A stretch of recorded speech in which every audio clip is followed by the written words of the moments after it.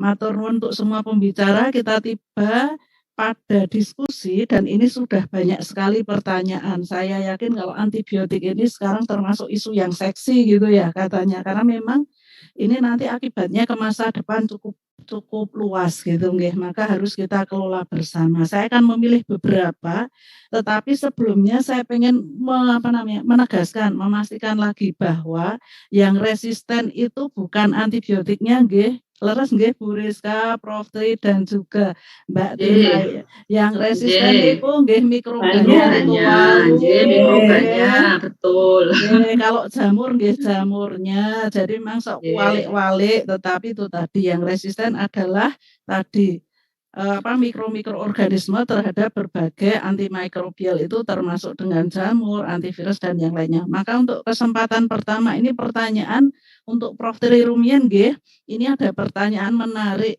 Kalau orang itu harus menggunakan antibiotik kok harus dengan resep toh Prof. Tri? Kalau nggak pakai resep kenapa gitu?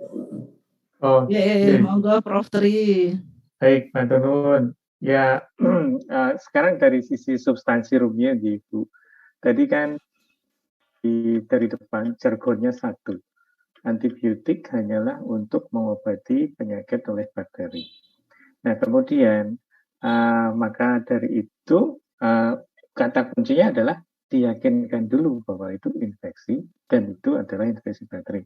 Mungkin Bapak Ibu tidak meragukan otoritas dari seorang dokter untuk bisa melakukan asesmen itu bahwa ini adalah infeksi bakteri. Dengan demikian maka otoritas itu diberikan pada seorang dokter. Itu alasan substansi ini pun. Tapi alasan legalnya itu ada banyak peraturan yang sudah ditetapkan oleh pemerintah Indonesia bahwa obat mulai dari tahun 1949 itu sudah ada aturan obat keras antibiotik termasuk obat daftar G yang hanya boleh diberikan oleh dokter dan seterusnya, banyak turunan dari itu peraturan Menteri Kesehatan dan seterusnya. Jadi ada dua isu nih, dari sisi substansi dan dari sisi legal formalipun. Ngaten Bu Ika. Matur nuwun Prof. Tri. Selanjutnya ini ada pertanyaan terkait tadi nggih mestinya untuk diagnosis infeksi itu harus ditegakkan secara benar. Ini untuk pertanyaan Dokter Rizka, misalnya ini puskesmas di daerah perifer gitu Dokter Rizka, terus pripun ngoten nggih napa nenggo untuk kultur 35 hari atau terus pundi gitu. Monggo Bu Rizka. Terima kasih Bu Ika. Nah, tadi sudah disinggung oleh Prof. Tri bahwa antibiotik itu hanya untuk infeksi yang disebabkan oleh bakteri. Nah, untuk membantu menegakkan apakah ini satu infeksi disebabkan oleh bakteri yang membutuhkan antibiotik atau tidak, itu bisa dilihat dari atau melakukan pemeriksaan darah rutinnya. Nanti kalau di situ angka sel darah putihnya naik, kemudian terjadi pergeseran ke kiri atau lebih banyak bentuk yang mudah, itu menandakan adanya infeksi bakteri. Kemudian mungkin akan lebih jelas lagi kalau memang bisa melakukan pengecatan. Presumptif gramnya, apakah ini gram positif ataukah ini gram negatif. Nanti dari situ akan bisa dipandu memakai antibiotiknya, apakah lebih ke arah gram positif atau ke arah gram negatif. Nanten Bu Ika. Untuk presumptif gram tidak lama nggih Bu Rizka dan tampaknya cukup murah ya karena hanya 24 jam biasanya sudah ada hasil ya Bu Rizka ya. Nah itu kalau di rumah sakit kita Bu, kalau itu biasanya cuma 1 sampai 2 jam mungkin Prof. yang lebih paham untuk pengecatan gram berapa lama. Prof. Tri saged menambahkan karena ini misalnya untuk di perifer atau daerah-daerah yang bisa melakukan kultur apalagi sensitivitas terus pundri Prof. Tri yang mudah gitu. Tadi sudah itu ada clue yang baik dengan pengecatan. Sebenarnya kan pengecatan kan hanya perlu dari kalau proses di labnya sampai ini mungkin setengah jam sudah selesai. Maka karena rumah sakitnya itu begitu besar, jalannya jauh gitu ya, antara dari bangsal sampai lab. Nah itu mungkin bisa sehari juga belum keluar hasilnya. Gitu.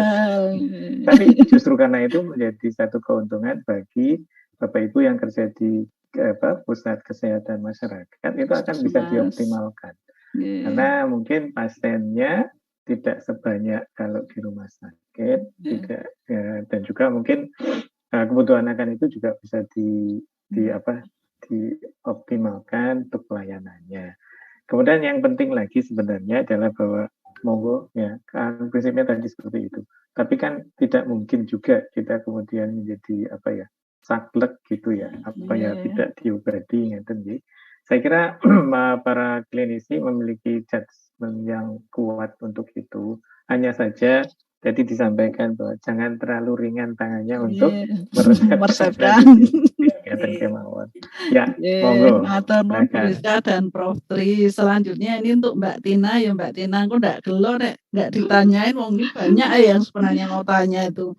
Ini terkait dengan itu ayam itu tiap hari kok mendadak dikasih antibiotik toh Mbak Tina. Emangnya buat apa gitu ya? Walaupun tadi udah disampaikan tampaknya kok tidak mesti untuk tujuan terapi. Monggo Mbak Tina. Yang pertama mungkin pertanyaannya mengapa disuntik tiap hari itu kok sepertinya enggak ya. Jadi ayam itu tidak disuntik antibiotik ya. Jadi kalau bicara tentang EGP tadi yang non terapi itu adalah sekarang sudah tidak boleh itu. Nah, 2011 wow nggih. Ya sebelumnya ya.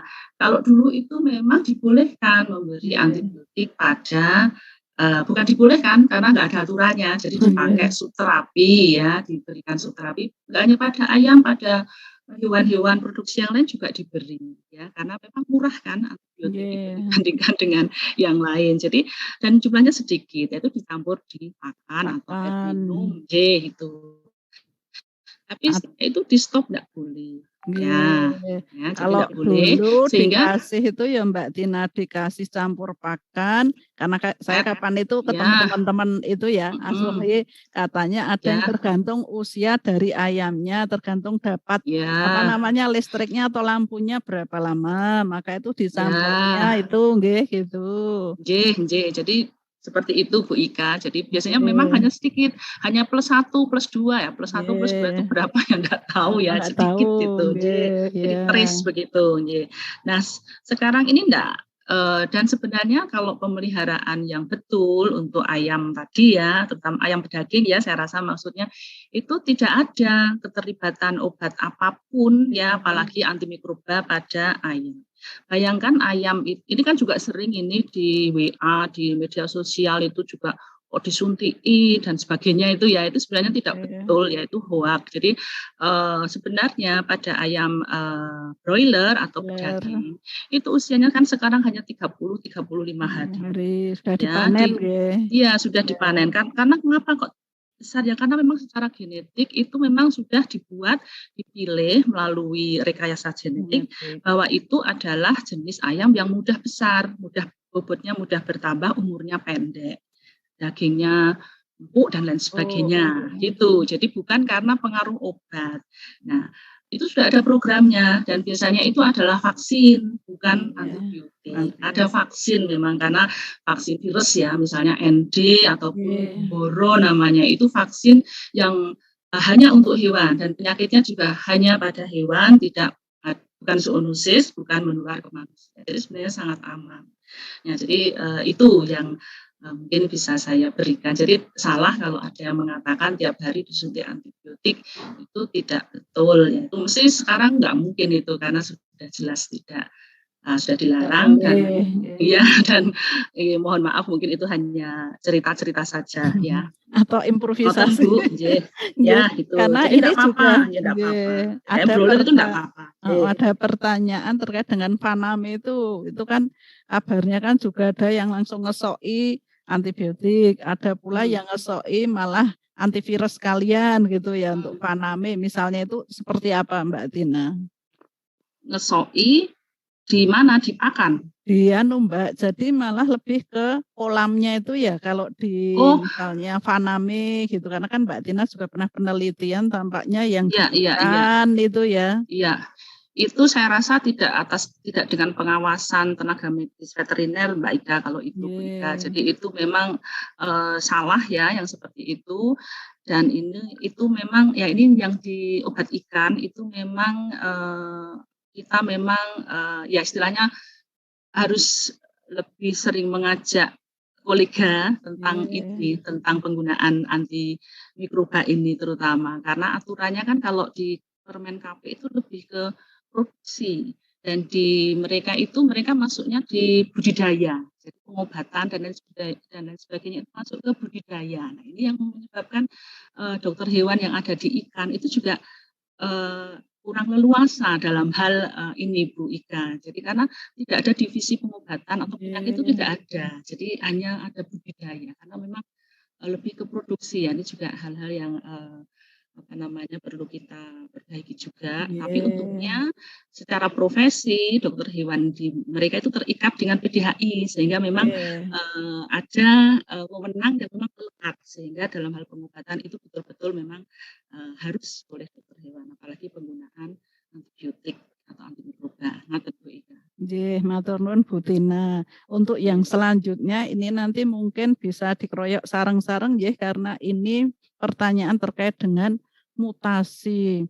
Kabarnya kalau antibiotik sering diberikan itu akan menyebabkan terjadinya mutasi pada manusia yang menggunakan. Nah, apakah mungkin pemberian antibiotik ini atau tadi terkait dengan tempatnya Bu Tina itu kan ada residu antibiotik yang tertinggal di misalnya telur ataukah daging. Nah, apakah itu juga akan menyebabkan terjadinya kanker?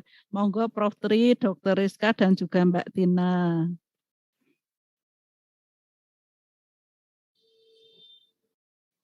Oh, Rin, sinten Rin iki? Prof. Tri rumiyin mawon.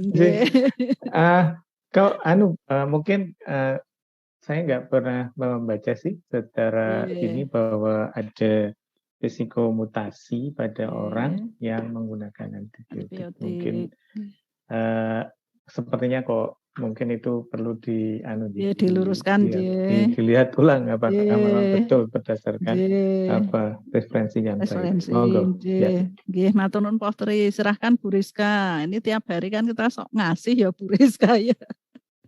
Tapi nyuwun sewu Prof. Tri, saya itu pernah dikirimi satu artikel oleh sejawat, kebetulan ini beliau adalah seorang KGEH, itu meng-share bahwa memang penggunaan antibiotik yang jangka lama itu menimbulkan risiko kanker. Tapi memang kita ketahui bahwa kanker itu kan multifaktorial, jadi mungkin memang sudah ada predisposisi yang kemudian mungkin dicetuskan oleh infeksi, yang kemudian akan mengalami sel tersebut berkembang biak menjadi tidak terkendali. Tapi nyuwun sewu sekali lagi, apakah itu murni hanya karena pemakaian antibiotik atau faktor yang lain? Atau faktor yang lain? Nah ini yang memang perlu diklarifikasi. Atau jangan-jangan juga terkait juga bentuk antibiotiknya yang mana ya strukturnya ya. Apakah memang ada yang menjadi radikal bebas atau enggak gitu nggih. Nggih, matur nuwun Dr. Rizka. Bagaimana dengan Mbak Tina? Kalau tadi nggih kalau kadang-kadang dimasukkan ke hewan itu kan ya tadi ada yang subdosis gitu ya. Nah, apakah itu tidak malah menjadi tadi gitu. Jadi begini tadi sebenarnya saya ingin sedikit mengkoreksi pertanyaan-pertanyaan, kebetulan sempat mengintip di chat tadi itu ada antibiotik yang bagus untuk kuda, untuk ayam atau yang lain. Jadi berbeda enggak untuk apa dan apa gitu juga Bu. Jadi saya hanya sekedar meluruskan bahwa antibiotik itu kan untuk kuman ya, untuk mikroba. Jadi bukan untuk kuda, untuk ayam dan sebagainya. Jadi ya dilihat kausanya apa, mikrobanya gitu. Di kuda, di ayam bisa saja pakai antibiotik yang sama karena memang kebetulan kumannya yang penyebab infeksi itu sama. Itu satu ya supaya lurus saja tadi pertanyaan. Kemudian yang terkait dengan Misalnya dalam hal ini saya mengerucut saja ke residu yang ada di dalam bahan pangan asal hewan. Itu sebenarnya kami sudah punya ukuran untuk batas residu maksimum yang diperbolehkan. Jadi memang sebenarnya dari produksi untuk hewan-hewan ini ya, produksi yang diambil untuk produk yang dimakan manusia itu sudah ada batasan yang disebut dengan MR maksimum residu limit atau BMR. Jadi di situ akan diukur residu, misalnya residu antibiotik tertentu itu sudah ada, jadi tidak boleh dari 0,1 ppm misalnya. Itu sudah kita sudah punya badan ataupun lembaga yang istilahnya sebelum masuk ke pemasaran itu sudah diukur. Termasuk di farm-farm yang memang apalagi yang untuk ekspor misalnya atau produksi besar itu sudah ada yang analisis residu untuk mengontrol bahwa dalam produk tersebut itu sudah tidak melebihi batas maksimum residu yang diperbolehkan. Jadi tidak masalah. Kalau untuk menyebabkan kanker dan sebagainya itu memang banyak juga Bu yang saya baca riset-riset itu, tetapi yang jelas sudah ada batasan BMR tadi yang sudah diukur, apabila kurang dari batas itu maka dikatakan jadi sudah ada batasannya gitu. Tidak akan menyebabkan efek buruk pada manusia atau konsumen.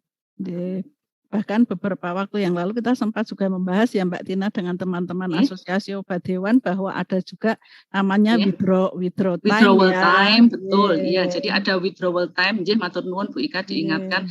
Jadi kalau di penggunaan antibiotik di farm animal itu memang ada yang namanya withdrawal time dan itu sudah tersendiri untuk tiap-tiap antibiotik atau antimikroba yang digunakan. Misalnya pakai antibiotik ini itu setelah selesai pengobatan terakhir itu dibutuhkan waktu berapa lama? Ada seminggu, ada yang 2 minggu, ada yang panjang lagi. Jadi harus melewati masa itu. Matur nuwun Bu Tina. Ini tampaknya waktu kita sudah melonjak karena memang menarik bahasan antibiotik ini, maka kita cukupkan sekian. Terima kasih sebanyak-banyaknya kepada Prof. Triwibawa, Bu Dr. Rizka, kemudian juga Bu Dr. Hewan